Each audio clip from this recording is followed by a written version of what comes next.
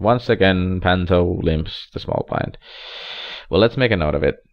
Limpy small blind. There we go. And I like the open. Asabi has been massively needy. Like, he's folded 5 to 7 big blind stacked 4 times on the small blind to our big blind. This is just one spot, but we know this of him. If he does this 4 times in a row, it just means that he's tight. And we can take this read into other spots as well. We can assume that he's generally a very tight player anyway. So opening very wide when he's on the big blind is totally justifiable. Pocket threes, good. It's a pocket pair, so yeah, you can totally open. But you can open this and you can open much wider as well. So we can take this information from Asabi and take it into other spots as well. They do apply. All you gotta do is do a little thinking. This is an easy fold. Don't be tempted with it's king queen. It's beautiful. It's very pretty, but he 4x's after limping tons and everything. I think jamming over is a massive mistake here. So I love to see the fold. It's very nice. And there's an open, which is good. Perfect.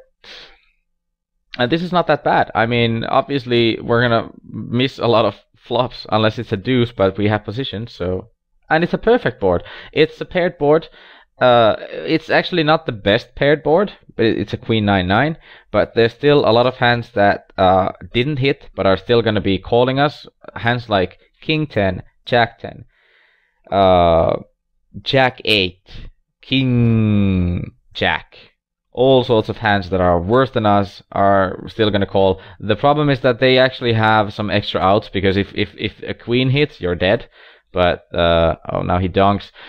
But what do we have here? Donked, small 2 streets, flush draw. So I'd say this is going to be jack 10, king jack. This is going to be one of the hands that I just mentioned. And I would raise. Calling is fine too. Peeling a flop. This is a blank. He never hits a 4. Unless he has pocket 4s exactly. Now he steps on the gas pedal a little bit. Maybe this is a weak queen, or even a 9, maybe, but the 4 is a blank.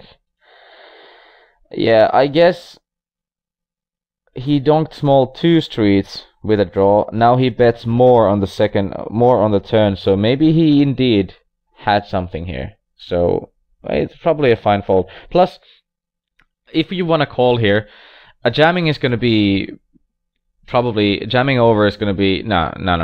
He's probably never going to call you with worse. He's probably going to fold all those draws, and you're going to be dead whenever he does have a hand here. So I guess you can also justify, even if you think that he sometimes still has a draw here, you can fold. Because I mean, we still have a very nice stack. We don't want to let go of our massive stack. We want to keep things as they are. We want to keep playing with the big stack against fish who have smaller stacks. So we don't like, it's not a spot you have to take, even if you have a read that he will sometimes still have a draw here. So perfectly fine to fold. Panther raises. This is something new. Nice. And deluxe pot. Okay, second time in a row from the button, 3xing. 3xing this time. Last time it was 4xing, so he might be a little, I don't know, maybe he's tilting a little bit. Yep, you can limp stab. And yep, perfect. With an open ender or whatever the flop is, doesn't matter what the flop comes, just when you limp the small blind you need to stab. Unless you've hit, I mean obviously if the flop is 5-5-3, makes no sense to stab. You need to check and have him check and try to hit one of his overcards and whatnot to pay you off. But obviously, this is a standard limp stab spot. Oops. Queen 9 suited. Thank you for opening. And thank you for c-betting. Yes! And you take it down. Semi-dry ace-high boards, perfect for c-betting. You can actually probably c-bet a little... I actually love the sizing. It's 700 into a pot of 1600. Absolutely perfect. Thank you, sir.